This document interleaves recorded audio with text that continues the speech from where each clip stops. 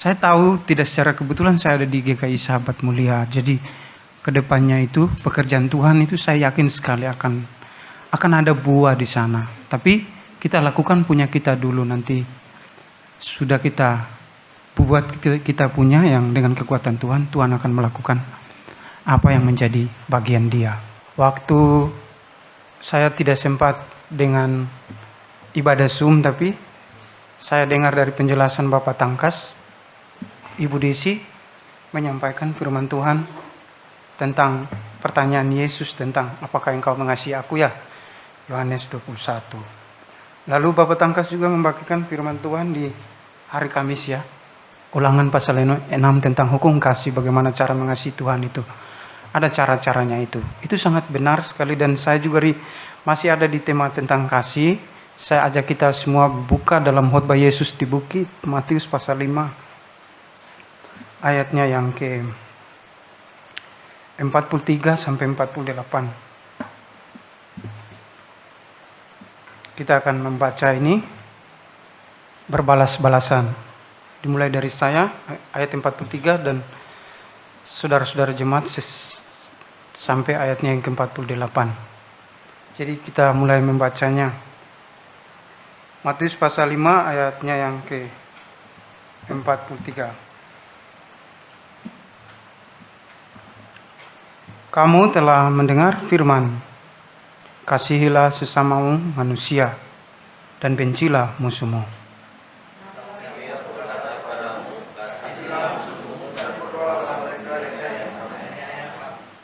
Karena dengan demikian kamu menjadi anak-anak Bapamu yang di surga, yang menerbitkan matahari bagi orang yang jahat dan orang yang baik, dan menurunkan hujan bagi orang yang benar dan orang yang tidak benar.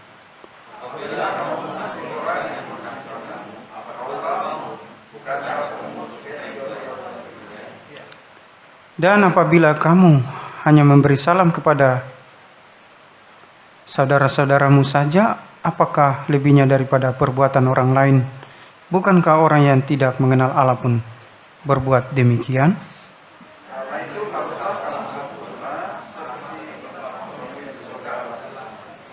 Ya, sudah jelas dengan tema ini, makanya saya memberikan pelajaran hari ini untuk kita sama-sama merenungkan adalah mengasihi musuh. Kan kita sudah belajar mengasihi Tuhan, mengasihi sesama. Ini lebih spesifik lagi tentang mengasihi musuh. Kita harus mengasihi musuh. Mengapa? Ya, banyak orang punya cara tersendiri untuk mengekspresikan bagaimana dia mengasihi kita. Ada yang mengasihi dengan caranya dia marah, tapi belum tentu hatinya membenci kita kan.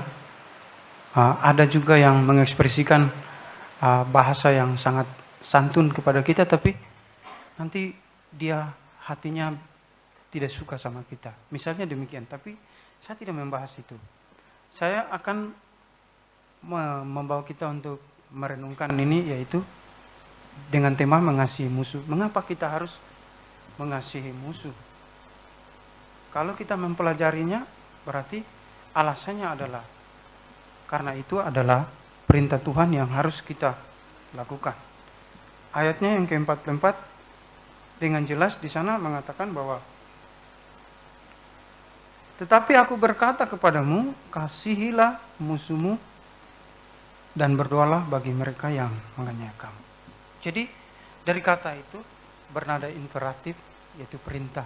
Itu sebuah keharusan bahwa kita mengasihi musuh, mengasihi orang-orang yang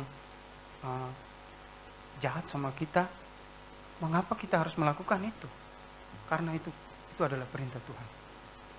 Jadi perintah Tuhan yang sangat bertolak belakang dengan ayatnya yang ke-43. Kamu telah mendengar firman, kasihilah sesamamu manusia dan bencilah musuhmu. Tetapi aku berkata kepadamu, kasihilah musuhmu dan berdoalah kepada mereka yang menganiaya kamu. Jadi di sini dimaksud bahwa Yesus ingin kita menunjukkan kasih yang begitu besar kepada orang yang bersalah sama kita. Dia adalah musuh kita, orang yang sama sekali kita tidak kenal. dan sering sekali membuat kita jengkel dia, marah dia, atau apapun itu. Atau orang yang kita anggap musuh. Kita diharuskan untuk mengasihi. Sama seperti Yesus yang mengasihi dengan seutuhnya dunia sehingga dia mau datang untuk mati. Untuk semua orang jahat dan untuk semua orang baik. Makanya alasan mengapa kita harus mengasihi musuh. Yang pertama adalah karena perintah Tuhan. Kita dituntut untuk mengasihi orang yang adalah musuh kita. Tentu berat ya kita mengasihi orang yang selalu jahat sama kita. Kalau saya mengasihi Pak Riki mungkin, kalau secara psikologi mungkin saya bilang ini suku sama dengan saya, Maluku. Saya mengasihi Bapak Tangkas, oh ya, kita adalah sama-sama hamba Tuhan, kita satu denominasi, bisa saja itu menjadi ukuran-ukuran. Saya mengasihi Bapak Jivi, begitu juga bisa jadi acuan bahwa kita itu mengasihi itu melihat label organisasi apapun, baru kita jadikan teman kita. Ini semua sama sekali berbeda dengan pelajaran dari beberapa ayat ini yang Tuhan mau. Bahwa kita lebih lagi meningkatkan persentase kasih kita. Diperluas, bukan hanya kepada orang-orang komunitas kita, tapi kepada musuh sekalipun. Orang-orang yang mungkin saja dia akan mencelakakan nyawa kita sendiri. Ya, karena saya berbicara tentang mencelakakan nyawa itu, hampir saja kami ditabrak mobil. Kami sudah sangat hati-hati, tapi orang mau bunuh kami. Saya benar-benar tertekan sekali. Tapi saya tuh nggak masalah sih, karena saya ada bawa pendeta besar, saya malu hati begitu. Jadi saya minta maaf. Saya bilang, Bapak, apakah saya harus turun untuk pergi marah dulu? Saya bilang, Antua bilang begini, oh jangan, kita tidak boleh marah. Puji Tuhan kita sudah selamat, nggak apa-apa. Kalau kita pergi bilang, kenapa aku tidak hati-hati? Itu akan bikin masalah lagi. Makanya saya waktu ini sedang merenungkan ini, jadi saya bilang, aduh ini sepertinya saya mau membahas tentang pelajaran ini tidak saya lakukan ini. Saya hampir saja turun dari motor pergi. Karena itu dia bawa air di tandon itu kan, ada pickup. Dia ambil semua jalur-jalur. Itu untuk motor lewat, jadi kita ambil garis paling pinggir itu. Coba kalau itu mobil moleng kah, yang mobil minyak yang besar-besar yang dari arah IKN itu kalau yang lewat, habislah yang punya pickup ini kan. Pikir saya kayak gitu, tapi itu sudah sangat hati-hati. Tapi begitulah, tapi kita harus menunjukkan, saya bersyukur diingatkan waktu itu, kata tidak usah marah, yang penting kita selamat. Kita pulang dengan hati-hati. Pelan-pelan ya nak, jangan cepat-cepat. Jadi itu berat sekali kita merasa bahwa ada pembenaran di dalam diri saya. Tendensi saya adalah saya sedang ada di tracknya Tuhan, di alurnya Tuhan. Jadi saya tidak mau, tapi kita tidak bisa memaksa orang lain berpikir seperti kita kan. Saya mau kamu memikirkan apa yang saya pikirkan, ini harusnya ini yang benar, tapi kita nggak bisa memaksa itu untuk orang berpikir seperti itu. Jadi kadang-kadang ada hati kita berkecamuk dengan dongkol, jengkel dan lain sebagainya. Tapi karena kita tidak bisa mengarahkan pikiran yang sama, sealur dengan apa yang kita pikirkan. Orang-orang seperti itulah yang membuat kita kadang-kadang kehilangan sukacita dan damai sejahtera. Apalagi musuh iman, orang-orang yang suka menghujat di YouTube itu terlalu banyak sekali, dan kita itu kadang-kadang saya tidak waktu itu mungkin saya lihat di viewer itu ada Bu Gembala, ada lihat story saya itu waktu ada marak-maraknya Israel yang ditolak itu kan. Jadi saya screenshot baru posting di story snap Facebook itu, ini ayat ini loh, Kejadian 15 loh. Tuhan kasih itu dari sungai Nil sampai sungai Efrat, berarti dari sungai Nil kan Mesir kan, sungai Efrat kan di Babel yang sekarang negara Irak, Suriah dan semua itu. Berarti luas, jadi Israel tidak pencuri tanah mereka, ini diberikan Tuhan kan. Jadi saya kesal, tapi orang itu kan bukan pendeta Tangkas kan, jadi dia nggak mengerti. Jadi kesal saya lihat di tayangan-tayangan itu ada sekitar 113 orang, termasuk ada Ibu Gembala punya itu. Punya viewer itu. Jadi saya juga kadang-kadang itu merasa jengkel, orang ini kok dia sudah salah tapi kok dia hujatnya itu tidak pikir-pikir diri itu loh. Jadi saya sering jengkel di media sosial itu. Bagaimana caranya saya menunjukkan kasih kepada mereka? Itu adalah musuh, tapi diharuskan bahwa kita harus mengasihi mereka dan berdoa kepada mereka yang menganiaya kamu. Mereka menganiaya kita dengan kata-kata mereka yang ya pokoknya Pak Tangkas lah punya grup debat itu ada kan. Aduh sorry minta maaf Pak Tang. Tidak bermaksud, tapi karena saya sudah akrab sama Bapak itu jadi minta maaf. Jadi ilustrasi terus. Tidak seperti itu. Jadi mengapa kita harus mengasihi musuh? Alasan yang mendasar adalah karena perintah Tuhan. Perintah Tuhan yang begitu jelas. Karena itu bertolak belakang bahwa kamu telah mendengar firman, kasihilah sesamamu dan bencilah musuhmu. Tetapi aku berkata kepadamu, kasihilah musuhmu dan berdoalah bagi mereka yang menganiaya kamu. Tentu berat sekali kita melakukan ini. Untuk sesama komunitas kita saja, kadang-kadang kita tidak saling pengertian, sudah berkali-kali ditegur, misalnya saya. Tapi saya tetap melakukan kesalahan, kan lama-lama orang yang memiliki kasih itu juga ada percikan-percikan api, lama-lama jengkel juga kan dia kan. Bukan maksudnya juga seperti itu Bapak Tangkas, tapi tapi masalahnya waktu ini sepertinya Allah mengarahkan saya kepada pelajaran ini, khotbah Yesus di bukit ini. Karena ada dua khotbah yang paling terkenal di Injil Matius, yang catat ini adalah yang pertama khotbah di bukit yaitu Matius pasal 5 sampai Matius pasal 7. Yang kedua khotbah Yesus tentang air saman juga di Injil Matius yaitu Matius pasal 24 dan 25. Ini Matius mencatat semua ini dengan begitu mendefinisikan bahwa ini adalah khotbah Yesus tentang berbagai macam pelajaran berharga, sampai ada tentang terang Injil, tentang persinahan, keinginan mata dan lain sebagainya. Dan puncaknya yang sekarang kita ada bahas ini adalah mengasihi musuh. Dan itu adalah sangat berat, tapi itu adalah keharusan. Karena mengasihi musuh merupakan perintah Tuhan yang harus kita lakukan.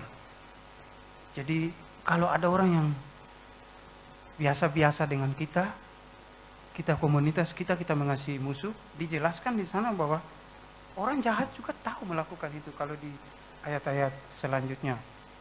Karena dengan demikian apabila kamu mengasihi orang yang mengasihi kamu, apakah upahmu? Bukankah pemungut cukai dan juga berbuat demikian?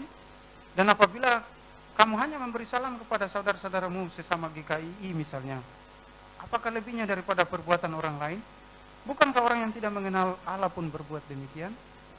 Ya seperti ini. Makanya Yesus memberikan sebuah antitesis atau sesuatu yang kontras. Bahwa mengasihi sesama komunitas, mengasihi keluarga, mengasihi rekan kita, sesama hamba Tuhan, mengasihi anak kita, istri kita, suami kita, itu adalah hal biasa. Orang jahat yang tidak mengenal Kristus pun tahu melakukan itu. Yang lebih itu kita harus mengasihi musuh. Sanggupkah kita melakukan itu dan berdoa kepada orang yang menganiaya kita? Tetapi yang mendasar adalah mengapa kita harus mengasihi musuh? Karena mengasihi musuh merupakan perintah Tuhan yang harus kita lakukan. Kita harus mendoakan dia dan menunjukkan kasih kepada itu. Saya tahu satu hal bahwa kekristenan, agama apapun tidak menyelamatkan. Tapi yang menjadi keunggulan dalam ajaran Kristen adalah kekristenan mengajarkan seutuhnya bahwa Yesus adalah jalan, kebenaran, dan hidup. Tidak ada keselamatan di luar Yesus. Itu yang beda daripada agama lain. Jadi agama Kristen tidak menyelamatkan, tetapi dia mengajarkan seutuhnya bahwa juru selamat itu bersumber dari Kristus. Pertahankan Indonesia secara utuh, jangan mencerai-beraikannya. Karena saya mengasihi Indonesia ini, saya mengasihi kita berdoa untuk keselamatan mereka. Jadi tidak ada secara kebetulan saya ada di Waru. Saya mau menunjukkan itu untuk pelayanan mengasihi orang-orang damai itu. Kiranya Tuhan menolong saya dengan doa jemaat. Setiap individu, adik-adik kecil juga mereka mengasihi saya. Saya merasakan itu, jadi tidak usah khawatir kalau saya lagi tidak suka apapun, satu orang apapun. Tuhanlah menjadi saksinya bahwa saya menunjukkan kasih kepada GKI Sahabat Mulia. Waru kita akan bersama-sama membangunnya menjadi suatu gereja. Ini punya Tuhan. Saya hanya dipakai sementara saja. Kalau umur saya panjang, tapi setidaknya respon saya sudah ada di sana. Itu adalah rencana besar Allah. Iya, seperti itu. Yang ketiga, mengapa kita harus mengasihi musuh? Alasan yang ketiga adalah mengapa kita harus mengasihi musuh? Alasan yang ketiga adalah karena berhasil mengasihi musuh menjadikan kita sempurna di dalam kasih. Itu dikatakan di ayat 48 bahwa karena itu haruslah kamu sempurna, sama seperti Bapamu di surga adalah sempurna. Ternyata setelah saya melihat dari bahasa aslinya ini, maksudnya adalah kalau orang sanggup mengasihi musuhnya, satu orang saja musuh itu, tidak usah satu desa atau satu kabupaten. Satu jiwa saja yang menjadi musuhnya. Kalau dia sanggup melakukan, dia menunjukkan kasih kepada musuhnya itu, kasihnya menjadi sempurna. Jadi ternyata syarat kesempurnaan kasih seseorang Kristen sejati itu adalah dia sanggup mengasihi musuh. Saya melihatnya dari teks aslinya. Dan beberapa penafsir juga mengatakan itu. Rupanya mengasihi musuh menjadikan kita sempurna di dalam kasih. Baru saya tahu, betul sudah. Yesus mati bukan untuk satu bangsa, tapi untuk dunia. Dia datang secara universal. Yohanes 3 ayat 16 dan 17. Ayat 17 Yohanes 3, sebab Allah mengutus anaknya ke dalam dunia bukan untuk menghakimi dunia, melainkan untuk menyelamatkannya oleh Dia. Jadi diberikan kasih yang secara universal dinyatakan di Golgota itu melalui Kristus. Jadi kesempurnaan kasih kita sebagai orang Kristen sejati ternyata belum memiliki kasih yang begitu sempurna ketika dia belum sanggup mengasihi musuh. Jadi kalau kita sanggup mengasihi musuh kita menjadi sempurna di dalam kasih. Jadi penekanannya adalah karena itu haruslah kamu sempurna. Sempurna maksudnya di dalam kasih yang mengasihi musuh di atas itu. Paragraf atau paralel yang sebelumnya itu. Karena Bapamu yang di surga adalah sempurna. Maksudnya adalah Bapaknya yang di surga itu sempurna mengasihi dunia secara utuh. Sehingga saya harus datang di Golgota lalu mati. Supaya semua dunia yang datang kepada saya itu selamat. Jadi kalau kamu tidak menunjukkan kasihmu terhadap musuh, kamu belum sempurna di dalam kasih. Karena Bapa di surga itu Bapa yang sempurna dengan memberikan saya. Misalnya Yesus sedang mengatakan kepada orang-orang yang mendengarnya pada saat itu. Dan setelah menyelidikinya, salah satu prasyarat orang memiliki kasih yang sempurna adalah dia memiliki kesanggupan untuk mengasihi musuhnya. Itu dia. Itu berat. Tapi mari kita sama-sama belajar itu. Untuk menunjukkan kasih kita, komunitas kita, dan kita berjuang untuk melakukan kepada musuh kita. Ada 3 hal yang saya bagikan di sini. Mengapa kita harus mengasihi musuh? Yang pertama karena perintah Tuhan yang harus kita lakukan. Yang kedua, karena itu merupakan identitas kita sebagai anak-anak Allah. Yang ketiga, karena berhasil mengasihi musuh menjadikan kita sempurna di dalam kasih, sama seperti Yesus yang sempurna di dalam kasih. Saya mengutip Max Lucado, seorang penulis yang menuliskan buku dengan judul Just Like Jesus. Jadi buku itu sederhana saja, dia bilang begini. Bagaimana jika kamu bangun pagi, hatimu itu bukan hatimu yang kacau balau, tapi sudah digantikan dengan hati Yesus. Ketika sendal yang kamu pakai untuk pergi ke kamar mandi atau pergi ke taman atau ke kebun, itu adalah sendal yang selalu dipakai, itu adalah kasut yang selalu dipakai Yesus. Itu dunia akan dapat dimenangkan dalam 1 detik. Kalau hatimu telah digantikan oleh hati Yesus. Wow, luar biasa sekali buku itu. Saya sangat diberkati. Jadi dia menulis lagi sebuah buku yang berjudul tentang It's Not About Me. Ini bukan tentang saya. Itu dalam sebuah tema. Hiduplah bersungguh-sungguh kini dan bersungguh-sungguhlah dengan hidup. Kasihilah musuhmu jika engkau mau sempurna di dalam kasih. Begitu dalam. Kiranya Tuhan menolong kita untuk diberkati, dikuatkan dan disegarkan. Kita akan perjamuan dan saya memberikan waktu untuk Ibu Gembala. Pelajari dari apa yang disampaikan oleh Bapak Evangelis Dani bahwa kita diajarkan untuk mengasihi. Memang bukan suatu hal yang gampang untuk mengasihi karena saat kita disakiti, saat kita merasa bahwa ada titik kesalahan orang terhadap kita, itu akan membekas dan itu akan membuat kita mengingat terus-menerus apa yang orang buat terhadap kita. Tetapi firman Tuhan mengajarkan kepada kita bahwa kasihilah siapapun mereka yang menyakiti hati kita, karena itu perintah Tuhan untuk kita.